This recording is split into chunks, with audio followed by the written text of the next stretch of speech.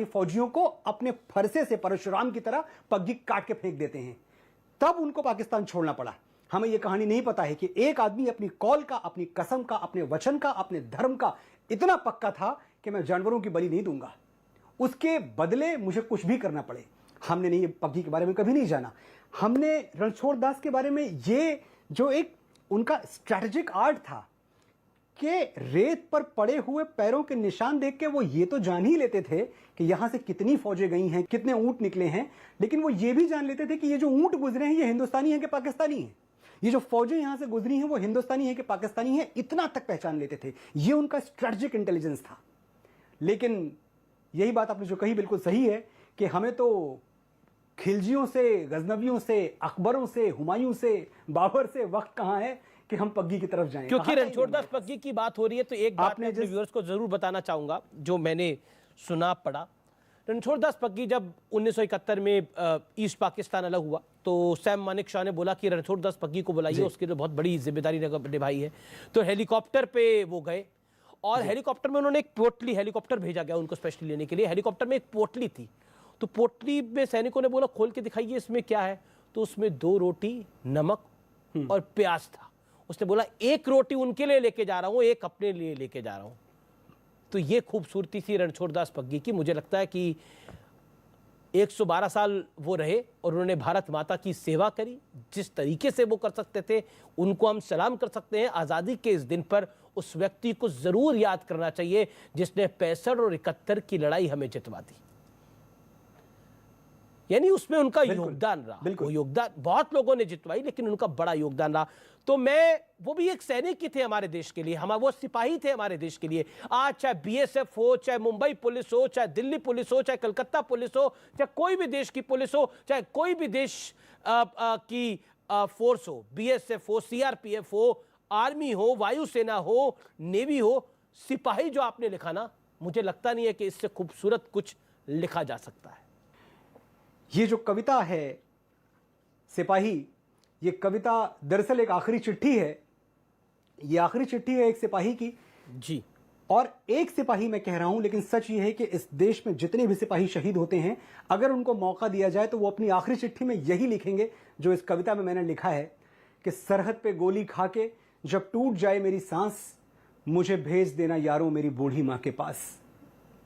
सरहद पे गोली खा के जब टूट जाए मेरी सांस, मुझे भेज देना यारों मेरी बूढ़ी मां के पास। बड़ा शौक था उसे मैं घोड़ी चढ़ूं, धमाधम ढोल बजे, तो ऐसा ही करना, मुझे घोड़ी पे लेके जाना, ढोलकें बजाना, पूरे गांव में घुमाना और मां से कहना बेटा दूल्हा बन के आया है, बहू नहीं ला पाया तो क्या, बारात तो लाया है। मेरे बाबूजी पुराने फौजी बड़े मनमौजी, कहते थे बच्चे तिरंगा लहरा के आना या तिरंगे में लिपट के आना। कह देना उनसे मैंने उनकी बात रख ली, दुश्मन को पीठ नहीं दिखाई, आखिरी गोली भी सीने पे खाई। मेरा छोटा भाई, उससे पूछना क्या मेरा वादा निभाएगा, मैं सरहदों से बोल के आया था एक बेटा जाएगा तो दूसरा आएगा। वाह। मेरी छोटी बहना, उससे कहना मुझे याद था उसका तोहफा, लेकिन अजीब इत्तेफाक हो गया, राखी से पहले ही भाई राख हो गया। वो कुएं के सामने वाला घर, 2 घड़ी के लिए वहां जरूर ठहरना, वहीं तो रहती है वो जिसके साथ जीने मरने का वादा किया था। उससे कहना कि भारत मां का साथ निभाने में उसका साथ छूट गया, एक वादे के लिए दूसरा वादा टूट गया।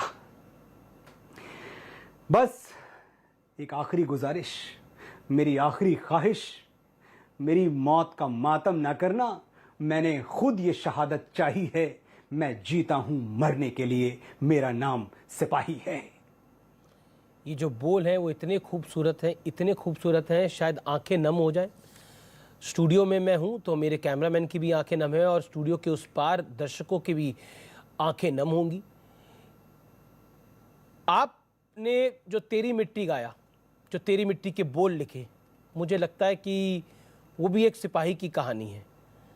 चाहे वो अभी आपने शेरशाह में जो आपने शब्दों को लिखा या फिर भुज में आपने एक गाना लिखा, मुझे लगता है कि वो सब कहानियां हैं। अगर आज इस आज़ादी के मौके पर आप गुनगुना दें अपने तरीके से। मैं तेरी मिट्टी के कुछ बोल अपने देशवासियों को नजर करना चाहता हूं, उनको भेंट स्वरूप देना चाहता हूं। ऐ मेरी ज़मीं अफसोस नहीं जो तेरे लिए 100 दर्द सहे, महफूज रहे तेरी आन सदा, चाहे जान मेरी ये रहे न रहे। ऐ मेरी ज़मीं महबूब मेरी, मेरी नस नस में तेरा इश्क बहे, फीका न पड़े कभी रंग तेरा, जिस्मों से निकल के खून कहे। तेरी मिट्टी में मिल जावां, गुल बन के मैं खिल जावां, इतनी सी है दिल की आरज़ू, तेरी नदियों में बह जावां, तेरे खेतों में लहरावां, इतनी सी है दिल की आरज़ू। कि सरसों से भरे खलिहान मेरे, जहां झूम के भंगड़ा पा न सका, आबाद रहे वो गांव मेरा, जहां लौट के वापस जा न सका। ओ वतना वे मेरे वतना वे, तेरा मेरा प्यार निराला था, कुर्बान हुआ तेरी असमत पे, मैं कितना नसीबों वाला था। ओ हीर मेरी तू हंसती रहे, तेरी आंख घड़ी भर नम ना हो, मैं मरता था जिस मुखड़े पे, कभी उसका उजाला कम ना हो। उसको वो माँ याद आती है जो कहती थी मेरा बेटा चांद जैसा है। ओ माई मेरी क्या फिक्र तुझे, क्यों आंख से दरिया बहता है, तू कहती थी तेरा चांद हूं मैं और चांद हमेशा रहता है। बहुत ही अच्छी पंक्तियां हैं ये और बहुत ही खूबसूरत पंक्तियां हैं। मुझे लगता है कि इस आज़ादी के इस मौके पर हर देशवासी को दिल को छूने वाली, इस समय इस माध्यम से न्यूज़ 18 के नेटवर्क के माध्यम से जितने लोग, करोड़ों लोग आपको सुन रहे होंगे, उनके दिल को ये पंक्तियां छू गई होंगी। कितनी बार भी सुनो मनोज, कितनी बार भी सुनो इन सब चीज़, इन शब्दों को, ऐसा लगता है ये कम है, ये कम है। आपने न्यूज़ 18 को अपना वक्त दिया, आपका बहुत बहुत अभिनंदन इसके लिए, बहुत बहुत शुक्रिया, बहुत बहुत धन्यवाद आपका। उम्मीद करते हैं कि आप ऐसे ही काम करते रहेंगे, देश में अलख जगाते रहेंगे। और मनोज मुंतशिर, आज आपको लाने का एक कारण ये भी था कि आप उस पीढ़ी से आते हैं जिस पीढ़ी ने सच्चाई से बातों को बोलना सीख लिया है। इसलिए देश के युवाओं को आपसे बहुत कुछ सीखने को भी मिलता है कि एक सामान्य परिवार का लड़का गौरीगंज से निकला हुआ आज इस मुकाम तक पहुंचा है। क्योंकि ऐसा कहने वाले बहुत मिलते हैं कि हमें मौका नहीं मिला, लेकिन किसको मौका मिलता है मनोज? क्या आपको मौका खुद मिल गया या मेरे को मौका खुद मिल गया? मौके तो लेने पड़ते हैं। क्या नीरज चोपड़ा को, जिसने गोल्ड मेडल लिया है, उसको मौका खुद मिल गया? मौके तो लेने पड़ते हैं, आगे बढ़ना पड़ता है जीवन के अंदर, इसमें तो कोई दो राय नहीं है। हर कोई तो उन परिवारों में पैदा नहीं हो सकता